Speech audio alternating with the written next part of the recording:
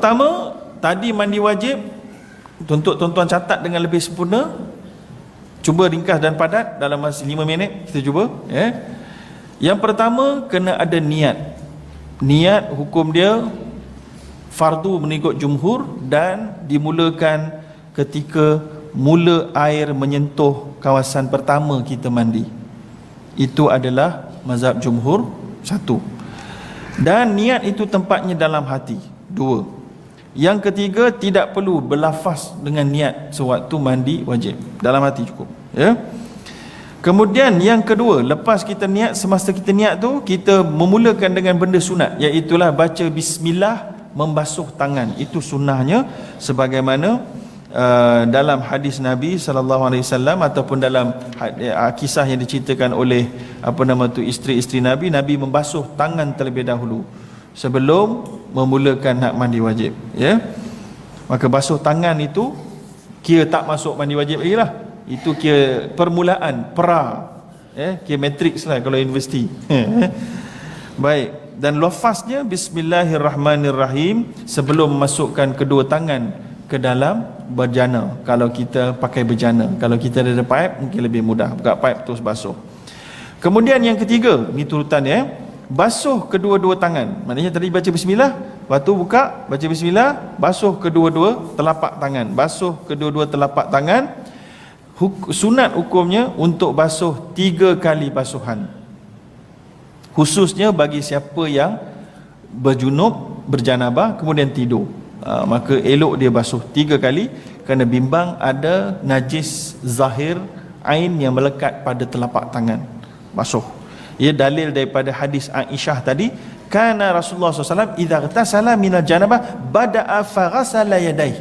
Nabi mulakan dengan basuh 2 tangan, ya. Kemudian lepas basuh tangan, baginda Nabi akan membasuh kemaluan dulu, qubul dan dubur. Ya, maknanya kalau ada yang kering punya air mani tu, ataupun air mazi yang dah kering, ataupun yang masih ada dekat situ belum kering, settlekan tu dulu. Basuh. Ini semua belum mandi wajib lagi, tuan-tuan. Ini sebelum mandi wajib. Tapi ini turutan cantik dia yang sempurna. Ya, basuh kemaluan dulu, basuh dubur dulu, settle. Hukumnya disunatkan. Malah sebahagian mengatakan kalau ada zahir najis, maka mesti dibuang terlebih dahulu. Mazhab Syafi'i kata bukan sunat, malah wajib, buang najis yang nampak terlebih dahulu. Dalilnya adalah daripada hadis Aisyah tadi, telah pun disebutkan, dari Maimunah pun disebut, dua-dua sebut Nabi basuh kemaluan dulu. Baik, kemudian yang ke berapa dah? 1, 2, 3, 4, 5 Yang kelima, okey, sorry, sikit lagi sebelum kita habis. Bagi wanita, okey, ini tak ada malu, kita cerita mandi wajib. Bagi wanita, elok untuk dia basuh kemaluan dia di luar. Dan kalau mazhab Syafi'i kata, yang masa dia duduk, apa-apa saja yang nampak, yang itu pun dia basuh. Maknanya kalau kita wanita berdiri dengan duduk lain, kemaluan dia yang nampak tu. Maknanya yang zahir, tak payah makna sampai dalam, tak payah. Begitu juga dengan lelaki dan perempuan bagi dubur mereka. Tapi kemaluan perempuan biasanya, maknanya ada, nak lebih selamat, ada masuk sebelah dalam sikit tu, bagi tak payah dalam sangat. Maknanya yang kalau duduk nampak, yang itulah dia. Kalau sedang bercangkung tu maksudnya, ya. Itu dalam mazhab Syafi'i. Itu yang keempat tadi, kan. Baik, kemudian yang kelima, membasuh tangan semula selepas membasuh kemaluan. Mula-mula nak basuh tadi, basuh tangan, tu basuh kemaluan. Lepas habis basuh kemaluan, basuh tangan balik. Basuh tangan semula. Dalil apa dalil? Dalilnya iaitulah hadis Maimunah yang menyebut Nabi thumma masaha biyadihi alal haid awil ard. Iaitulah Nabi lepas basuh kemaluan, Nabi basuh tangan dia dengan gosok dekat dinding, gosok dekat bumi, gosok. Maka di situ para ulama kata boleh menggunakan apa wangian. Dalil wangian adalah Nabi basuh tadi kepada tanah, kepada dinding, nak bagi hilang apa-apa bau yang tak elok yang mungkin ada pada tangan selepas membasuh kemaluan tadi. Boleh. Dan dibuat pula dalam riwayat, setengah riwayat, 2 kali atau 3 kali Nabi buat benda tu. Maknanya lepas basuh kemaluan, basuh tangan 2 kali atau 3 kali. Okey.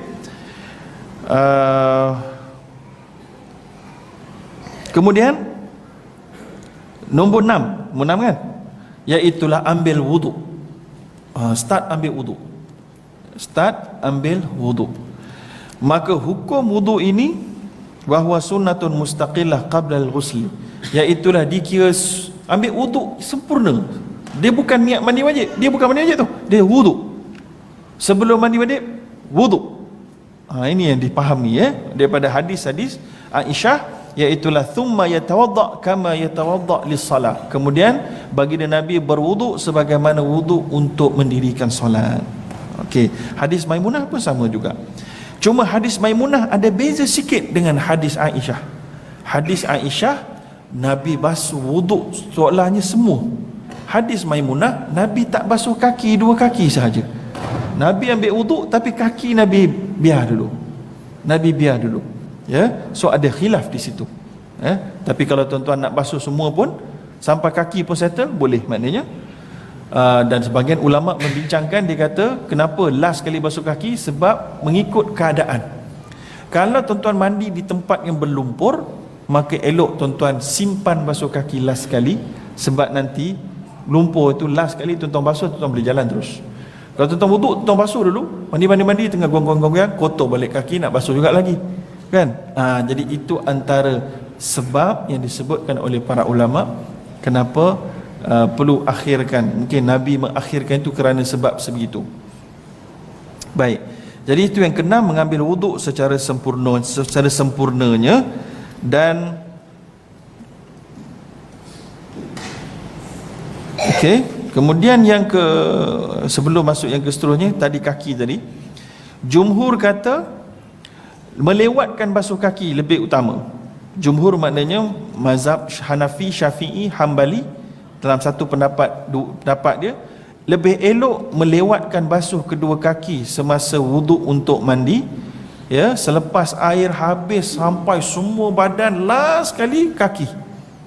Itu jumhur.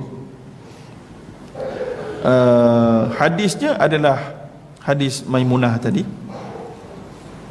Dan juga satu hadis Aisyah juga, dalam sebahagian riwayat Nabi melewatkan basuh kedua kakinya.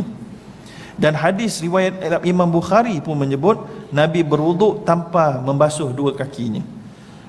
Dan begitu juga riwayat Muslim, iaitulah Nabi daripada riwayat Abi Muawiyah bin Hisham, thumma afadha ala sa'iri jasadihi thumma ghasala rijlai. Kemudian Nabi mengalirkan air kepada seluruh tubuhnya, kemudian Nabi membasuh dua kakinya. Maka nampak dekat situ kakilah sekali. Itulah pegangan jumhur, majority. Dan kemudian begitu juga riwayat hadis Maimunah yang saya katakan tadi. Tetapi mazhab Syafi'i dalam satu pendapat lain, tadi pendapat Syafi'i juga, ni Syafi'i satu lagi. Ni Syafi'i satu lagi, dan berkata Imam Nawawi wahwa sahihul masyhur. Ini pendapat yang sahih dan yang popular, masyhur. Dan juga pendapat sebahagian mazhab Hanafi, iaitulah melengkapkan wuduk sampai kaki-kaki settle semua sebelum memulakan basuh air ke atas seluruh tubuh. So maknanya dua-dua pun boleh buat. Tuan-tuan lebih suka yang mana agaknya? Tak tahu. Tuan-tuan mandi wajib buat yang mana? Tak ada wuduk langsung. Baru belajar kena ada wuduk sebelum. Ingatkan wuduk selepas. Okey, tak apa tuan-tuan. Jadi khulasah, kesimpulan jumhur lewat basuh dua kaki masa wuduk tu. Syafi'i, pendapat yang lebih kuat dalam mazhab Syafi'i adalah menyempurnakan wuduk. Jadi kalau tuan-tuan pure Syafi'i, tuan-tuan habiskan wuduk terlebih dahulu. Okey. Seterusnya adalah dah basuh kaki tadi, maknanya yang seterusnya, lepas dah habis wuduk, sekarang bermula daripada kepala. Ambil air, letak atas kepala ni, gosok kepala tuan-tuan supaya jatuh kutu-kutu semua, kelimomo semua. Gosok dia gosok dia betul-betul. Bagi perempuan yang rambut tocang tak tebal, tak payah buka tocang perempuan yang cantik tu. Kalau rasa curah air tu rasa sejuk je kepala, cukup dah, tak payah buka. Tak payah buka. Tapi kalau nak buka pun apa salahnya, kan?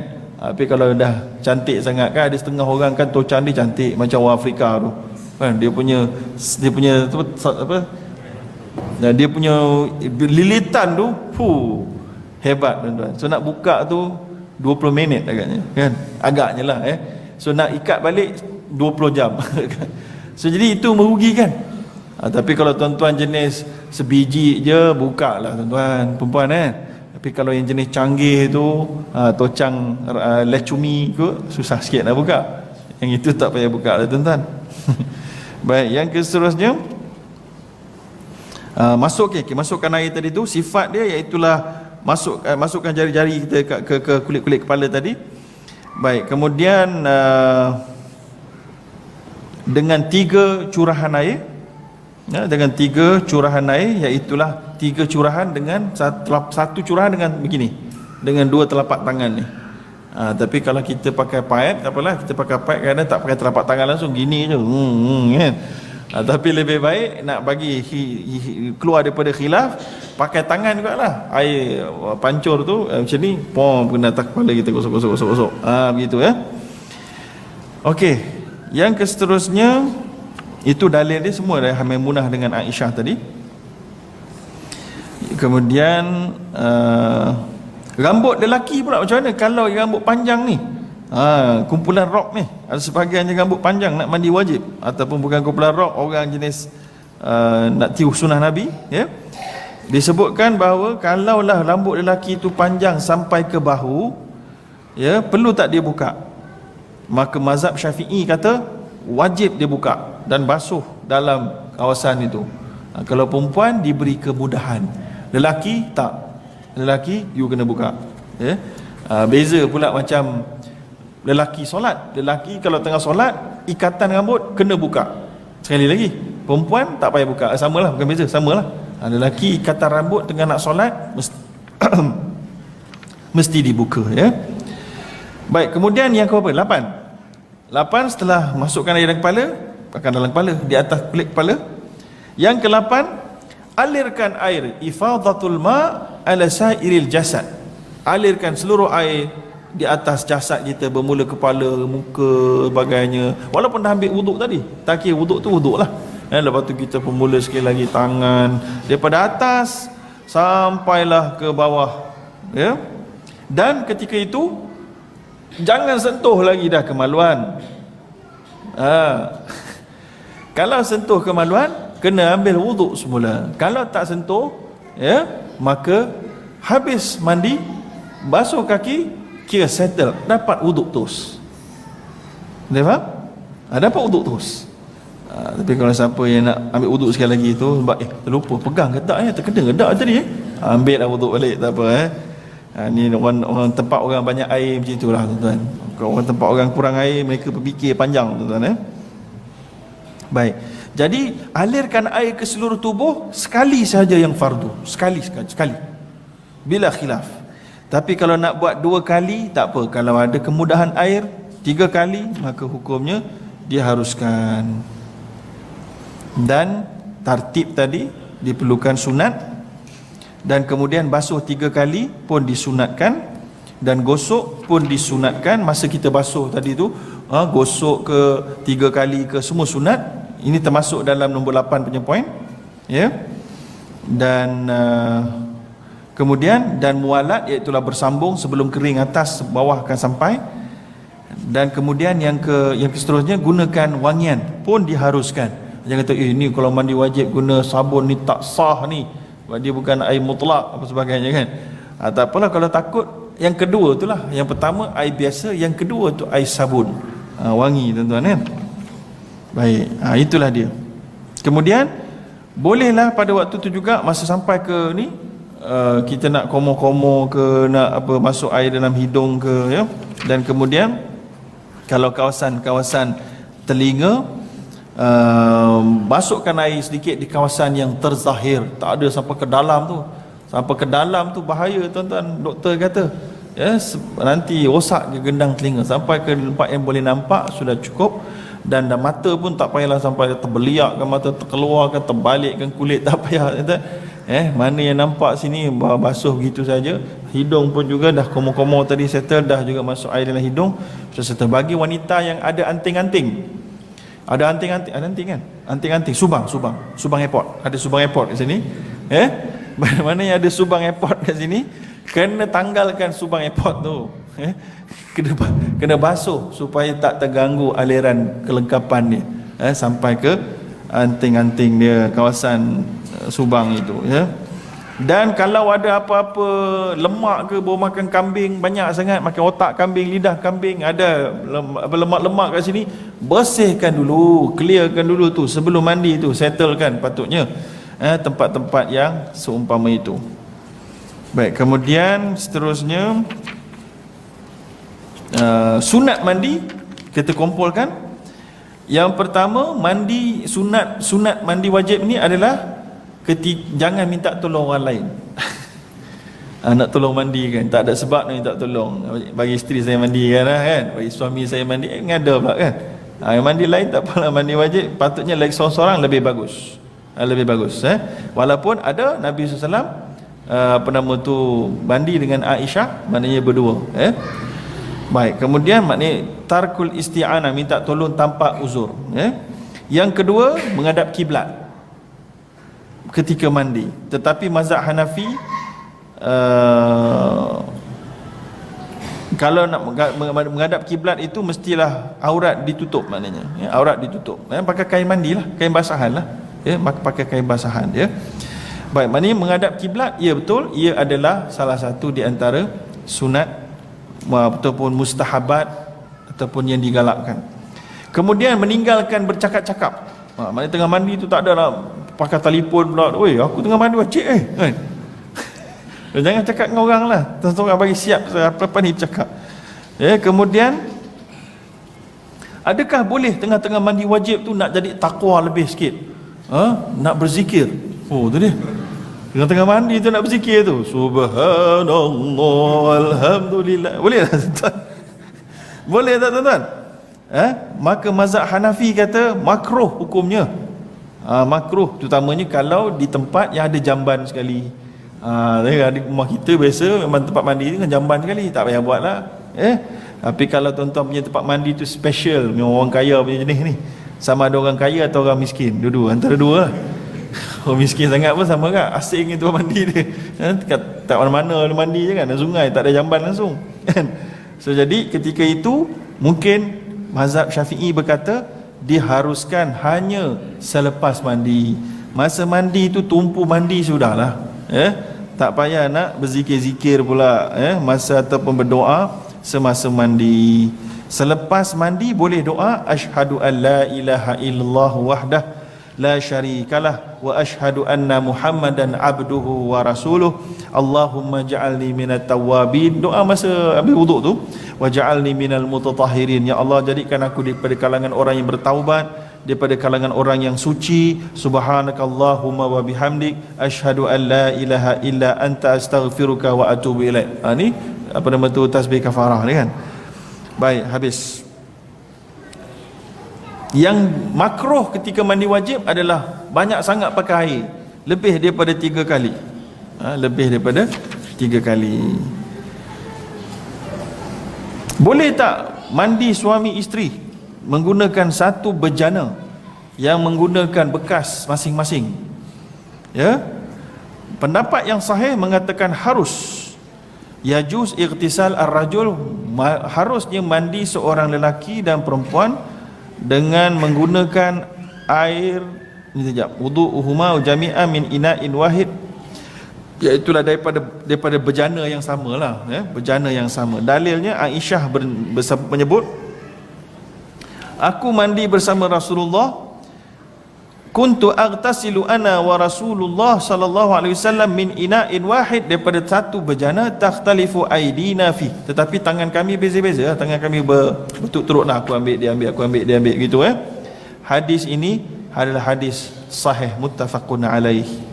Tapi ada ustaz beritahu, dia kata hadis ini menunjukkan Rasulullah melihat kemaluan isterinya dan isterinya melihat kemaluannya kan. Jadi saya tak nampaklah macam mana dalil ni nak digunakan, sebab dalil ni tak sebut pun Nabi pakai kain atau tak pakai kain mandi. Sebab biasanya Nabi pakai kain mandi, maka tak semestinya hadis ini menunjukkan Nabi lihat kemaluan isteri dia sedang mandi wajib. Jadi kena cakap hadis lain lah kalau nak membuktikan Nabi melihat kemaluan isterinya dan suami dan isterinya melihat kemaluan Nabi sallallahu alaihi wasallam. Ya, sebab dia tak sebut dengan tak pakai apa-apa, tak sebut. Okey. Jadi habis.